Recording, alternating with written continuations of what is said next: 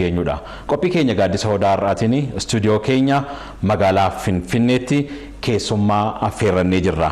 Keessummaan keenya har'a waliin mari'annu Ambaasaadder Diinaa Muftii dubbi himaa Ministeera Haajaa Alaa Itoophiyaati. Jalqaba waamicha OBN isinii taasise kabajaan fudhattanii yeroo qabdan irraa nu qooddanii akka nuun waliin mari'annuuf asitti nuuf argamuu keessanii baga nagaan dhuftanii jedha Ambaasaadder. Baga nagaan eegdanii isinis baay'een galateeffadha waa'ee na keessummeessi. Haala yeroo keessattuu hojiiwwan dippiloomaasiin wal qabatan irratti bal'inaan kaasnee mari'anna. Akkuma beekamu gaa Ambaasaadder tibba kana hojiin seera kabachiisuu tuuta yookaan immoo murnaa TPLF juuntaa irratti fudhatameen injifannoon xumuramee jira. Mee kanarraa jalqabnuuti gama hojii dippiloomaasiitiin injifannoo kana keessatti qooda akkamiidha kan taphatame yookaan immoo ba'ame jettanii ilaaltu? Galatooma akkuma gaafiidhaan kaaftanii juuntaa TPLF ka biyya jeeqaa ture kana biyyoonni biraa akkamitti ilaalu maalidha yaadni isaanii oduun isaan qaban maalidha kan jedhu ilaalaa turre. Achirratti haalli tokko tokko oduun biyyoonni biraa qabanii gargariin wanta asitti jiru miti. So confusion tokko tokko waa'ee jiruuf isa dhiquu barbaachisa, isa qulqulleessuu barbaachisa waan jedhu irraa ka'ee hojiin dippiloomaasii hojjetamaa ture jechuudha. Maalidha wanti kana fide? Maalidha wanti deemaa jiru kuni? Galmi isaa immoo maalidha ka jedhu achirratti kanatu manni biraa beekuu qaba waan jedhamuuf achirratti hirkanneeti biyyoota adda addaa keessa deemamaa ture jechuudha akkuma beektan. Biyyoota adda addaa keessa deemuun duras immoo dippiloomaatota biyya kana jiran walitti qabnee haala jirutti himu. Wanti juntaan kun hojjete nagaa biyyaa jeequudha, seera dhiituudha, warra seeraan barbaadamantu jira. Warra seeraan barbaadamu kana seeratti fiduu barbaachisa. Warra seera dhiitan kana akka gara seeraatti kalaan godhuu barbaachisa. Nageenya uumuu barbaachisa. Olaantummaa seeraa kabachiisuu barbaachisa waan jedhu hojiin kun opereeshiniin kun kana akka ta'e himuudha. Dippiloomaatiik koominitiitii fi warra as jiranutti biriifingii yeroo baay'ee yeroo 2-3-4 deddeebifnee himaa turre. Achiin booda immoo jilli hogganoota adda addaatiin durfamuun biyya adda addaa deemaa ture. Fakkeenyaaf biyya Afrikaa biyya Afran jechuun Ugaandaa, Ruwaandaa, Keeniyaa fi Democratic Republic Congo deemamee pirezidantoota biyyoota kana haalli kun akka gaariitti itti ibsameera, itti himamee jira. Galeefis kabajas laatanii jiru jechuudha. Achi biras dabalamee biyyoota Awurooppaa keessa biyyoota akka Beeljiyeem, Faransaay, Jarman, Ingilizii biyyoota 5 deemamee wanti kun ergaan kun bira ga'ee jira. Itoophiyaan wanti hojjetaa jirtu olaantummaa seeraa kabachiisuu qofa. Kuni lola uummata tokko saba tokko irratti xiinxallamee hojjetamaa miti.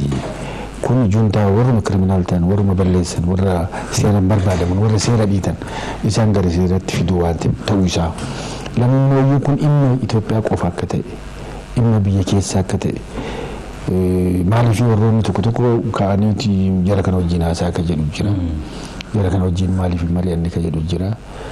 Jara kana wajjin jarri kun kriminaal waa'ee ta'aniif, seeraa waan barbaadamaniif, seerarraa waan dhiyeessaniif, seera waan dhiitaniif isaa wajjin haasawuun mari'achuun hin danda'amu akka mootummaatti mootummaan federaalaa kan jedhu. Dhaabinsa kana akka qabatanii akka beekanii kana gargaaran godhamaa ture jechuudha. Isa dura garuu gareen TPLF juuntaa keessattiyyuu akka idil addunyaatti dhimmi seera kabachiisuu kun gara walloluu siivil waariidha. Darbee immoo Eertiraan nu weeraraa jirti, loltoonni Eertiraan weeraraa jiru kan jedhu akka gaanfa Afrikaatti akka waan biyyoonni kan biraa keessa galaniitti yeroo baay'ee miidiyaadhaan dubbachaa turan. Mee kana shira kana maaliif yaadan? Kuni tokko wanti kuni akkuma reef jette kana civil war jedhaniiti akkasitti duroo godhaa turan jechuudha. Neetworkii baay'ee qaban Awurooppaa keessa, Ameerikaa keessa, Laatin Ameerikaas, Eeshiyaas, biyyoolaas neetworkiin isaanii naaratiivii kana babal'isaa turan jechuudha. Kun duula uummata Tigraay irratti deemaa jiru waan jedhu naaratiivii kana qabsiisuu barbaadan jechuudha. Sadaffaa uummata Tigraayitti ka duulu mootummaa Itoophiyaa qofa odoo hin taane mootummaa ollaa fakkeenya keessattuu mootummaa Eertiraa fa'aa implikeet godhu jechuudha. So wanta kana mootummaa Eertiraas mootummaa ollaa biraas hin kaasan. Mootummaa kanarraa mootummaa biyya Arabaa kanarraa meeshaa agarsiis argate Itoophiyaan loltuu agarsiis argatte ittiin kanaan waraanaa jirtu waan jedhu diddee babal'isaa turan jechuudha. Kana maaliif tokko wantatti immatti regionalize godhuu barbaadu internationalize yoo danda'an at regional level yoo danda'an achi gadi yoo taate immoo immoo biyya lama biyya sadii godhu achi biras dabarsanii immoo international godhu isa barbaadu jechuudha. Akkas gaafa ta'e immoo biyyoonni alamaa wanti kun dhimma keenya jedhanitti akka seenan energetically fakkeenyaaf wanti akka security council yoo inni fa'aa dubbii kana keessa seenee dubbii kana dhaamsuuf rakkoon kun rakkoo alamaati akka jedhamu barbaadan. Rakkoo gaafa Afrikaa akka jedhamu barbaadan. Rakkoo Afrikaati akka jedhamu barbaadan. So picture isin kennuudhaaf yeroo lamaaf sadii Eertiraas provoke godhaa turanii. Gara rookeetii dhukaasaa. Rookeetii fa'aa dhukaasaa turanii mootummaan propagandaanis wantuma kana himaa turanii mootummaan Eertiraa immoo as keessatti harkifamee seenuu hin dandeenye. Kanaaf wanti sunis successful odoo hin ta'in gara boodaa gara rakkoo isaaniitti seenan jechuudha. Amma operationichis dhume. Amma operationichi eega dhume booda immoo wanti amma akka ishuutti kakaasan waa'ee mirga ilma namaa rakkoo uummataa wanta akkasii waan fakkaatu wanta mootummaan adres godhaa jiru isa kakaasu jechuudha. Ejjennoo Eertiraa kana silaa harkisanii Eertiraa gara kanatti fiduu yaalanii turanii rookeetii dhukaasanii turan akkasiin jettan ambaasaadar. Ejjennoon Eertiraan gara kanatti seenu jechuun sheemee maal agarsiisa? Dursa hojii dippiloomaasii cimaa Itoophiyaa fi Eertiraan hojjetan irraa maddamoo mi'a akkamittiin xiinxaltu kana? Inni bu'aa riifoormii waggaa lamaaf walakkaa deemaa tureeti. Bu'aa riifoormii sanii gara qabeenyaatiinis gara siyaasaatiinis garbuu hundaan ture gara dippiloomaasiitiinis ture. Gara dippiloomaasiitiin bu'aan inni guddaan Eertiraa wajjin rakkoo waggaa baay'ee ture. Hiikuudha. Isa hiikuun Eertiraa qofa rakkoo qofaa miti ka hiike. Bir'aa gara biraa jirus. Warri kun Eertiraa miidhuu barbaadu, Eertiraa loluu barbaadu, Eertiraa jeequu barbaadu jedhanii shakkanis. Maaliif Eertiraanis akka biyyaatti akka uummataatti saahiba qabu, wadaaja qabu, wadaaja isaaniis akka konfiyuuniin kiliir ta'u godheera jechuudha. Irra caalaan immoo rakkoo ammaa kana keessa Eertiraan utaaltee akka hin seennes odoo Eertiraan akka durii rakkoon Eertiraan jidduu jiru akka duritti odoo ka ture taate wanti kun yookaan akka amma haasofnu kana yeroo gabaabaa keessatti wanti hiikamu hin ta'u komplikeeshinii baay'ee argataa ture jechuudha. So kanaafis dippiloomaasiin bu'aa guddaa ture Eertiraa wajjin wanni hojjetames bu'aa guddaa ture bu'aa guddaa nuu kenna jechuudha. Tole kan biraagaa battaluma seera kabachiisuu kun jalqabame ministeerri muummee Dr. Abiy Ahmed ministeera muummee ittaanaa obbo Dammaqee Mokonnin ministeera ittaanaa muummee fi ministeera haajaa alaa godhaniiti muudanii ministeera duraanii kaasan. Mee kun tooftaa maalii fi yeroo ilaalamu milkaa'ina fideeraa wanti kun immoo? Wanti hoogganoota bakka tokkorraa bakka tokkotti jijjiiruun mirga muummicha ministeeraatii fi wama seera biyya keetti tokko keessatti deemaa jiru wanta ruutiinidha jechuudha. Maaliidha wanni argame ka jedhu yoo ilaallu immoo itti aanaa muummichi ministeeraa kabajamoon obbo Dammaqaan jechuudha. Yeroo gabaabaa keessatti biyyoota baay'ee deemanii akkuma reefsiin jedhe san biyyoota gara 9 dubbisaa turanii achirrattis gara dippiloomaasiitiin wanta guddatu argame jechuudha. Isa qofa osoo hin taane haga guyyaa kanaatti ministeerota haajaa alaa biyya adda addaa fakkeenyaaf aruma ganama kana ministeera Denmark wajjin ministeera haajaa alaa Denmark wajjin waan kana irratti haasaa turanii kaleessa ministeera Austria wajjin haasaa turanii ministeera Norway wajjin haasaa turanii ministeera haajaa alaa jechuudha biyyoota adda addaa ministeera Raashiyaa wajjin kaleessa haasaa turanii ministeera haajaa alaa haaluma kanatti ibsaa turanii akka gaariitti haalli kun kabaja argateera jechuudha. San duras immoo ergama UN yang ta'an haja waa'ee gaafa Afrikaa irratti ergama kan ta'an invoice kalee haasofsiisaa turanii wanti gara diplomaasiitiin hojjetamaa jiru shuttle diplomatic shuttlein kun baay'ee bal'aadha. Baay'ee of productive ture jechuudha. Baay'ee bu'aa guddaa qaba. Cimina kennuufi tarii. Cimina kennuufi isaan amma dabalataani kana. Exactly. Narrative gara juntaan TPLF alama keessatti Afrikaa keessatti biyya Awurooppaa keessatti narratiiviin isaan kan dura babal'isaa turan ijaaraa turan narratiivii san diigeera jechuudha completely. Isaan olimmoo jidduu kana isaan militarily gara defensiitiin mo'amuun isaanii gara diplomaasiitiin illee akka mo'amu dheera jechuudha. Wal qabateeti jechuudha. Wal qabateera jechuudha. Tokko barbaadee tokko reinforce godha jechuudha. Sana dura narratiivii diplomatically isaan establish godhan counter productive kan ture inni diigameera completely. Inni diplomatic offensive diplomatic shuttle jidduu ta'een akka gaariitti diigame jechuudha. Kanaafis ammas almost diigamaara jechuudha. Tole gareen kun keessattuu akkuma dubbatamaa ture ibsamaas ture keessatti ministeerri muummees gadda kabajamaa paarlaamaa irratti ibsa bal'aa kennaniin iddoowwan murteessaa to'achuudhaan keessa shira xaxaa akka isaan turan raayyaa ittisa biyyaa keessatti humna tikaa keessatti poolisii federaalaa keessatti kanaan wal qabatame naannoo ministeera ajaalaa fi dippiloomaasiin wal qabatee tarii yaaliin isaan taasisan jira gama kanaan tarkaanfiin fudhatame gara ministeera dhimma alaatiin. Akkuma dheengadda paarlaamaa irratti muummichi ministeeraa haala bal'aadhaan ibsaa turanitti sharri juuntaan guuttataa ture biyyattii gara baay'een affeektii akka godhan mul'atuu danda'a jechuudha. Gara raayyaa biyyaa ittisa biyyaatti irrattis shara isaan xaxaa turan monopoolii isaan achitti uumaa turan jechuudha. Raayyaan sun raayyaa uummata Itoophiyaa kan fakkaatu akka hin taane keessattuu ajajjoota raayyaa akkamitti akka monopooliidhaan qabataa turan. San biras dabranii immoo hooggantoota gurguddaa muummichi ministeeraa hojjechiisuu akka hin dandeenye akka rakkoo guddaa uumaa turan. Mootummaa keessatti mootummaa biraa dhoksaan ijaaranii mootummaa ofiishaalii uummanni beeku rakkisaa akka turan xaxaa akka turan sakaalaa akka turan argina irra jechuudha. Kun baay'ee nama ajaa'iba. Kun rakkoo biyyattii keessatti qofa odoo hin taane dipiloomaasii irrattis rakkoo uumeera jechuudha. Biyyoota alaa wajjinis keessattuu biyyoota ollaa wajjin akka wal bir'an fakkeenyaaf biyyoota akka Somaalee wajjin biyyoota akka Suudaan wajjin Eertiraa wajjin akka wal lollu wanti juuntaan kun xaxaa ture mul'ataa ture jechuudha. Akka gaariitti dheengadda muummichi ministeeraa ibsaa turanii in fact gara dipiloomaasiitiinis impaaktiin inni qabu baay'ee negatiivli akka ture.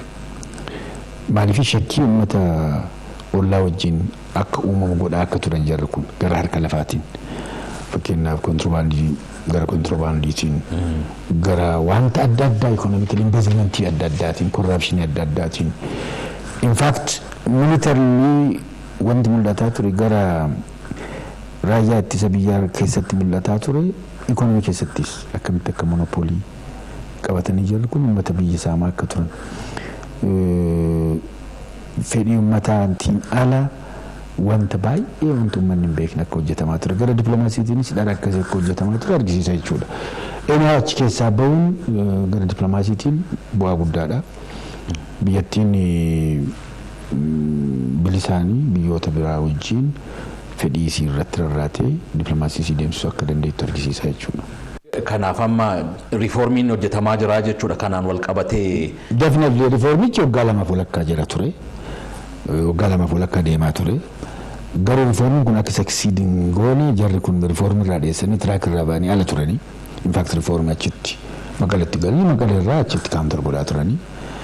Garuu ammoo achi deebi'aniiti riiformiin kan dirreel godhuu barbaadan ture jechuudha. Riiformiitti cabsuudhaaf dhaabuudhaaf inni harkaa kufeera.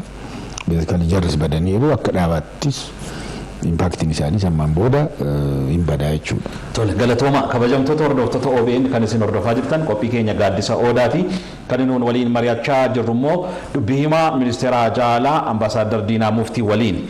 Ambaasaadar kan biraa keessattuu xuxuquu yaaltaniittu humni juuntaa kun gama diinagdee biyyaatiinis shira guddaa xaxuudhaanii maallaqa baqachiisuudhaan seeraan ala itti fayyadamuudhaan daldala seeraan alaa geggeessuudhaanii diinagdee biyyaa bifa baay'ee hamaa ta'een miidhanii jiru. Keessatti yuume maallaqa isaan gara biyya alaatti baqachiisan kana deebisisuu fi namoota kana immoo karaa seeraa akkaataa isaan ittiin gaafatamuu danda'an mijeessuu keessatti akka ministeera haajaa alaa Itoophiyaatti mee maaltu hojjetamaa jira gama dippiloomaasiitiin isa ta'u ambaasaadarota biyyoota adda addaa jiranii waliin qindoominaan waan hojjetamaa jiru jira.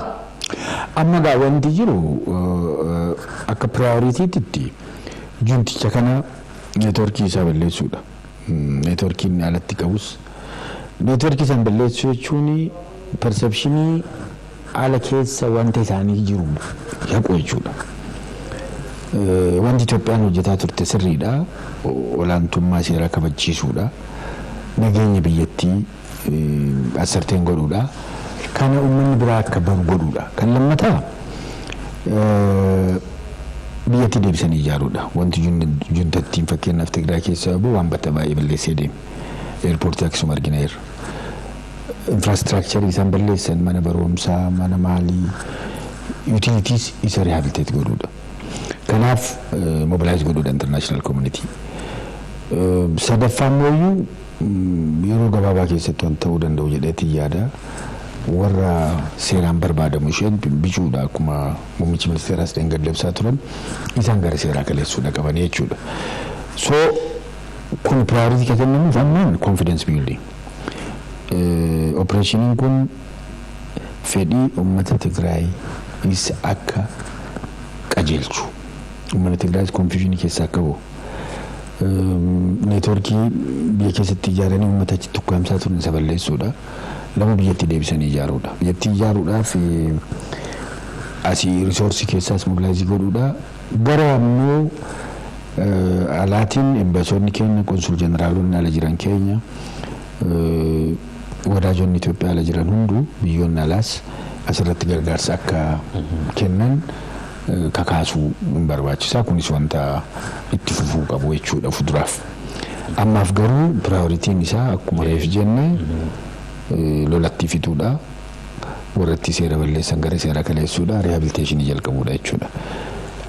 Amma daawwannaa isaan kana dura balleessaa turan neetworkii fakkeenyaa fi maallaqa irratti baasuu wanta tokko irratti dhoksuu maal kana in the long run wanta dhufu jechuudha. Mootummaa wajjin neetworkii warra Itoophiyaa lammii Itoophiyaa wajjin saayibboota Itoophiyaa wajjin wanta of duratti hojjetamu jechuudha. Xiyyeeffannaa argatu. Garuu duratti ilaalamaa kun ilaalamu ammaaf wanta lafu ba'een qabu garuu embaasonnis konsul jeneraalonnis wanta kana hojjetan itti yaadaa hojjetu jechuudha. Kuni piraayoriitiidha. Wanti piraayoriitiin amma konsul jedhe rehabiliteeshiniidha. Rehabiliteeshinii biyyattiitii lolatti fituudha. Warra kana seeratti kaleessuudha. Hayyoonni tokkos haa ta'u namoonni yaada isaan kaasan keessaati dippiloomaasiin Itoophiyaa laafeera gama humna namaatiin gama ambaasaadarootaa fi qoonsilaa ramaduutiin akka duraa miti hojiirraa eegamu diinagdee guddinaaf jijjiirama amma jiru wajjin waan hin hojjetamne kan jedhu hin qeequ. Kanaan fudhattu. Wal kana waa lamatu jira. Dippiloomaasiin Itoophiyaa akka institushiniitti ministeera haajaa alaan qofaan miti hojjetamu. Muummichi ministeeraas dippiloomaasii guddaa hojjeta jechuudha. The head of in fact biyyattii dippiloomaasii dutaan muummicha ministeera biyyaati jechuudha. Maaliifi yeroo hunda biyyoota alaa wajjin hooggansoota isaanii wajjin wal quunnamu. Yeroo ammaa kana dippiloomaasiin traditionally ministeera haajaa alaa qofaan miti hojjetamu. Gubbarraa jalqabee hoogganaan hundi kontaaktii qabu jechuudha. Public diplomaasiinis jira. So bara kana yoo ilaaltu rifoormiin waggaa lamaaf walakkaa deemaa ture dippiloomaasii Itoophiyaa dadhabsiis kan jedhu hojjetu. Dhugaa miti. Dippiloomaasii Itoophiyaa jechuun walitti dhufiinsa biyyoota biraa wajjin tolchuu jechuudha. Eertiraa wajjin walitti dhufiinsa toleera. Isa qofaa miti biyyoota olaabaa wajjinis Sumaalee wajjinis akka gaariitti walitti dhufaa jirra. Sudaan wajjin, Keeniyaa wajjin, biyyoota Afrikaa hunda wajjin jechuudha. Afrikaa keessattis rooliin nu qabnu guddaadha. Biyyoota Awurooppaa keessaas akkasi. In fact, image diplomatic relation Keenyaan akkoo muummichi ministeeraa noobiliyaan argatan. So inni addatti waan laalamu waan taaneefi waliin fakkaatu. Maalirraa kaanii? Diplomaasii hin beeku gaa. Abbaan fedhe akkuma fedhetti nam tokko institutionii namni ilaala. Namni hin beekamu. Eenyufaatu achi jira. Eenyutu ambaasadara maal ilaaluu danda'a. Nam tokko immoo malee diplomaasiin Itoophiyaa laafi kan jedhu Itoophiyaan biyya lolteentu jira. Itoophiyaan biyyoota biraa wajjin akkamitti walitti dhufaa jirti. Biyyoota biraa wajjin akkamitti daldalataa jirti. Biyyoota biraa wajjin amma COVID akka alamaatti diplomaasii alamaa laaffiseera. Walitti dhufiinsa biyyoota laaffisee jira. Akkas ta'es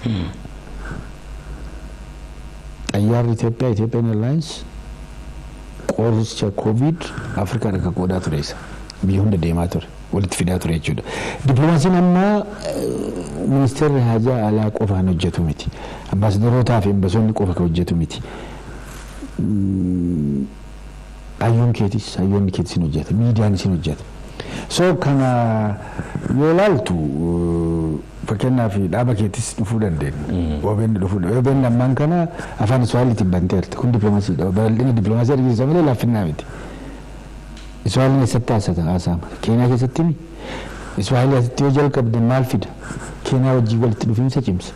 Wal baruu cimsa. Kana diplomaasii jechuudha. Afaan Somaaliitiin yoo bantu Somaalee wajjin, Jibuutii wajjin afaan Somaalee kan dubbatan Jibuutii keessatti. Afaan Tigraayitiin yoo bantu warra Eertiraa wajjin walitti si fidaa jechuudha. So diplomaasii nuti dhiphifnee qofa laaluu miti kan jiru.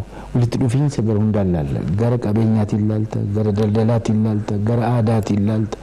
Fakkeenyaaf Iswaayilii bantee afaan Iswaayiliitiin isinii waa'ee Keenyaa wajjin haasoftan Keenyaa wajjin walitti dhufiinsa aadaatti hin cima jechuudha. So kan waan ta'eef diplomaasiin Itoophiyaa dadhabe kan jedhu maaliif dadhabe? Maal waan ta'eef? Waa'ee TPLF dhabeef moo? Ta'uu hin danda'u. Kanaaf sadarkaa kamirra jira jechuu dandeenya amma? Gaariidha. Garuu wanta hanqatu hin jira kan jedhu. COVID rakkoo fide jira challenge COVID fide. COVID hanqiseera. Investimentii harkisuu wajjin wal qabate. Investimentiin COVID harkiseera. Rooliin COVID laafaa miti. Biyyoonni walitti dhufan. Fakkeenyaaf walitti dhufeensa Afrikaa tokko gaafa Afrikaa hin jiru ammaan kana. Physically. Virtually deemu wanti baay'een. Wal namni dhufee walitti haasa'u malee diplomaasiin hin cimu. Inni wanti gabbisee qaba. Garasiin hin danda'amu. Technically. Virtually wanta ta'eef face to face physical contact waa hin jirree fi diplomaasiin xiqqoo cimee wanni akka durii miti gadi hidhatee jechuu hin danda'amu. Malee rifoormii hojii yoo walitti qabdee ilaalte maal hojii yoo walitti qabdee ilaalte diplomaasiin Itoophiyaa cimaa deemee jechuu dandeetta. Tolega. Karaa lachuu qaba jechuudha. Kana jechuun improvementiin barbaachisuu miti. Improvementii guddaa barbaachisa. Wanta hafu baay'ee jira. Diplomaasiin gama hedduun ilaalamuu danda'a jettan. Gama public diplomaasiitiin mee diasporaa biyya alaa jiranis haa ta'u warra biyya keessaanis maqaa Itoophiyaa gaarii kaasuudhaan jijjiiramni biyya kana keessatti qabatamaan akka dhufu gochuu keessatti yoo diasporaa wajjin wal qabatee mee maaltu jira jijjiirama akkamiitu jira maal hojjechuuf immoo karoorfattanii jirtu? Diasporaan rifoormiin kun akkuma dhufeen akkuma beektan baay'ee gammachuudhaan kaka'ee ture biyyoota alaa keessattuu bakka diasporaan keenya baay'ee yeroo Ameerikaa keessatti Awurooppaa keessatti diasporaan lafaa ka'eetti rifoormii kana deeggaree jira akkuma arginu. Achiin booda diasporaan tokko ka'umsa adda addaarraa ka'ee kan qorres jira. Garuu overall ilaallu diasporaan ammaan kana fakkeenyaaf wantuma ishee Noorzitti deemtu kana deeggaruu irratti wanta baay'ee hojjetaa diasporaan loobii godhuu maallaqa walitti baasuu gargaarsa walitti baasuu amma fakkeenyaaf waraana biyyaatiif jechuudha. Kun waan guddaadha. So gara diasporaatiinis wanti jiru gaariidha wanti hanqatus jira. Diasporaan immoo confused ta'ees jira kan approach hin taanes jira kan akka gaariitti hin qopheeffannes jira. Kun immoo rakkoon embasoonni keenyas biyya biyyatti adda addaan humni isaan qabanis adda adda jira. Hanqina kan qaban jiru inni ilaalamanii sirreessamuu qabu. Baanii diasporaa wajjin akka gaariitti kan hojjennes baay'ee jiru. diaspora dhaqanii ijaan kan laalles jiru kan hojjetan immoo jiru. So kan waan ta'eef achirratti hanqinni yoo jiraatus gara diasporaatis diasporaan ammaan kana over the last 2.5 years waggaa lamaaf walakkaa dabre kana embassy Itoophiyaatti baay'ee kan akka kalaayis jira jechuudha. Akkasitti immoo ka baaragees ka dhiyeesses jira. Kanaaf ol keessa jechuudha. Ol keessa jechuudha. Tole amma akka ministeera hajaalaatti hojiiwwan xiyyeeffannaa gurguddaatti kennitanii amma hojjechuudhaaf akka utubaatti qabatanii jirtanoo maal fa'i amma? Wanti kun jijjiirama yeroodhaan akka yerootti jechuudha. Wanti guddaan gara qabeenyaatiin economic diplomacy cimsuudha. Maaliif biyyattiin keenya hiyyeettiidha, biyyatti guddataa jirtu. Hiyyummaa wajjin immoo waraansa guddaa keessa jirra. So investmentii cimsuu barbaachisa. Warra strategic pilaarti jedhamee qabatamee jira akka pilaanaatti. Tokko economic diplomacy cimsuu barbaachisa. Gara daldalaatiin, gara investmentiitiin, gara tuurizimiitiin cimsuu jechuudha. Economic diplomacy tokko pilaariin tokko isa. Kan biraa immoo political diplomacy. Biyyoota wajjin wal bir'aa ka jiru yoo jiraate isi clear godhuudha. Fakkeenyaaf traditionally biyya Itoophiyaa fi Somaaliyaa gidduu wal bir'achuu jira yeroo baay'ee. Afoosan immoo rooliin Alshabaabis jira. Biyyoota kaawwan wajjin immoo kanas clear godhuudha. Political diplomacy cimsuudha. Walitti dhufiinsa cimsuudha. Hoggannoonni biyyoota wajjin haasa'uu, wajjin mari'achuu, wajjin hojjechuu isa.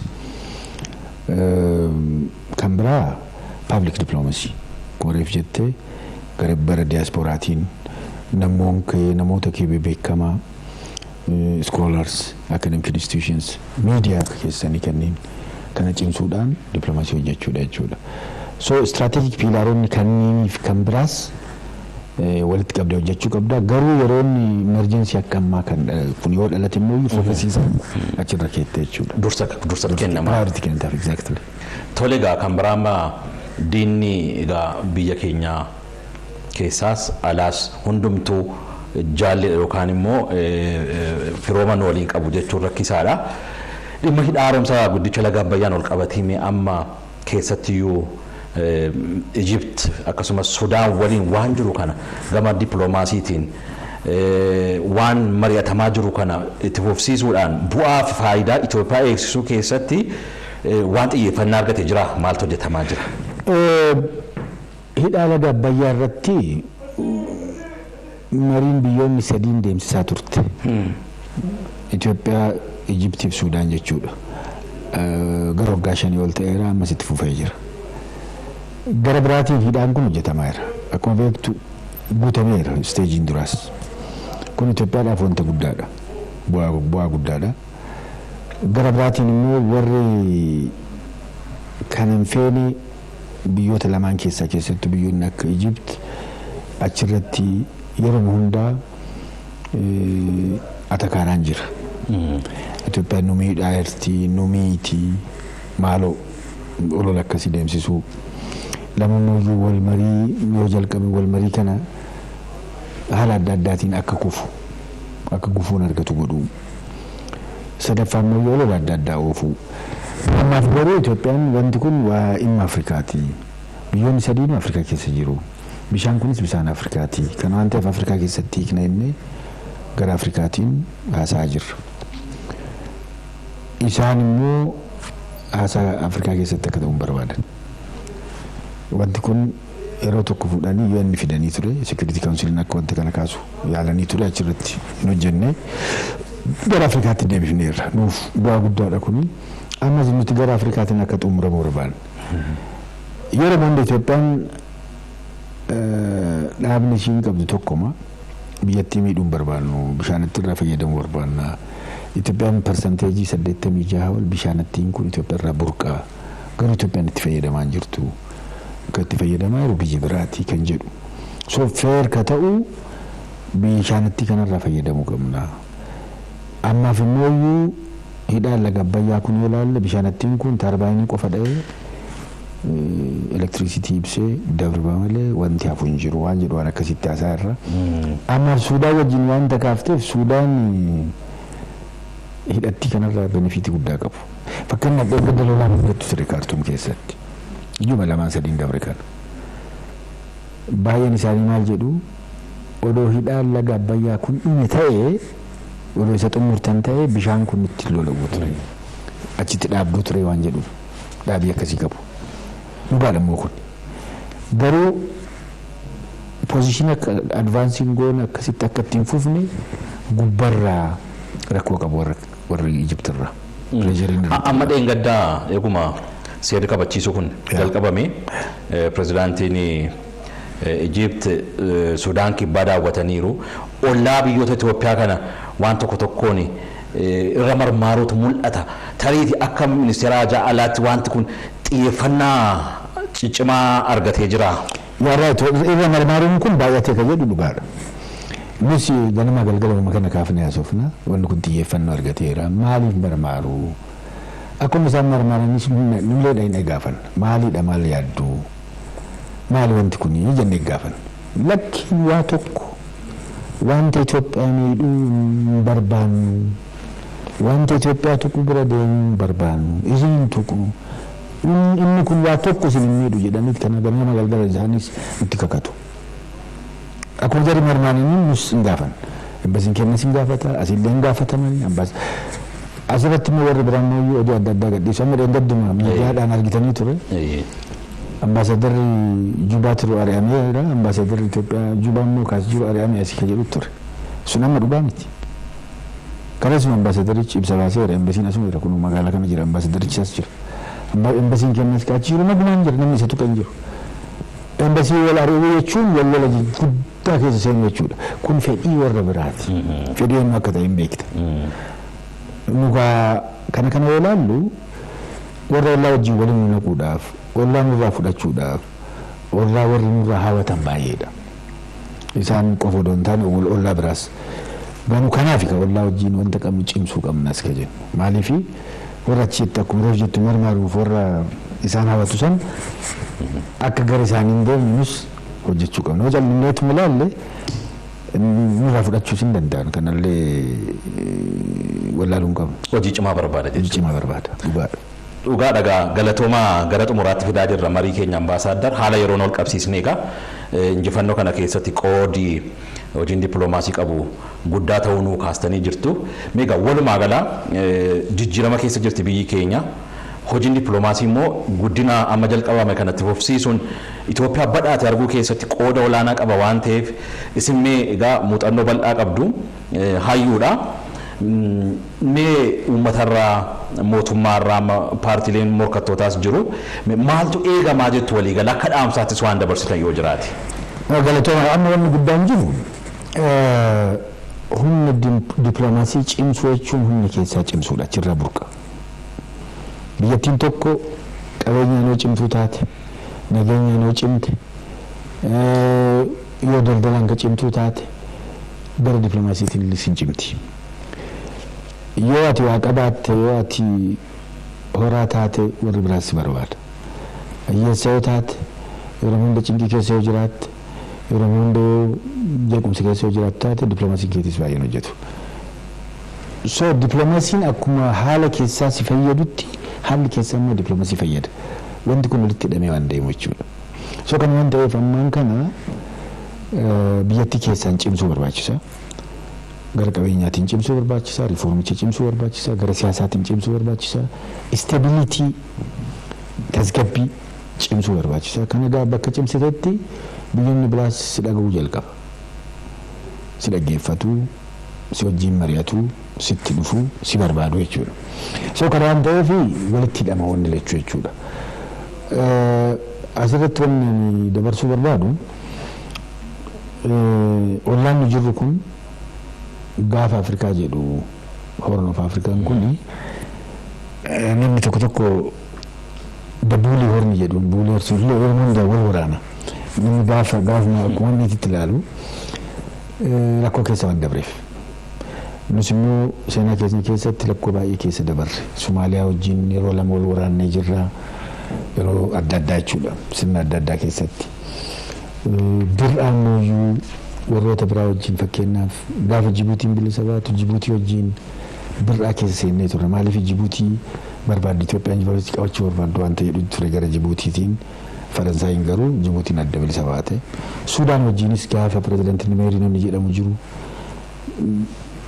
wal shakku ture Eertiraa wajjinis akkuma beektu dhiyoo kana waan argine jechuudha amma san hunda kiliir ta'eera wanta akkasitti akka hin deebine of eeguu barbaachisaa jechuudha wal shakkii biyyoota wajjin qabnu itti deebi'uu hin qabnu lamammoo ollaa keenya keessa Somaalee keessa Al-Shabaab jira Suudaanis biyyoota completely tasgabbaa'ee miti biyyoota lallaaftuudha rakkoowwan kun akka nutti isa sin lolaane of eeguu qabu maaliif karaan mucucaataan laafaadha takka mucucaannaan qilatti fargita dafannee achirraa of eeguu barbaachisa jechuudha maaliif biyyoonni ollaa keenya biyyoonni akka Somaaliyaa wal dhabbiidhaan Somaaliyaan aadaa tokko qabdi amantii tokko qabdi morolles afaan tokko haasa'u garuu wal ta'uu dhabiinsaan wal dhabuu dhabiinsaan bakka isaan geetti argineerra Liibiyaa jedhamtu biyya duratti ture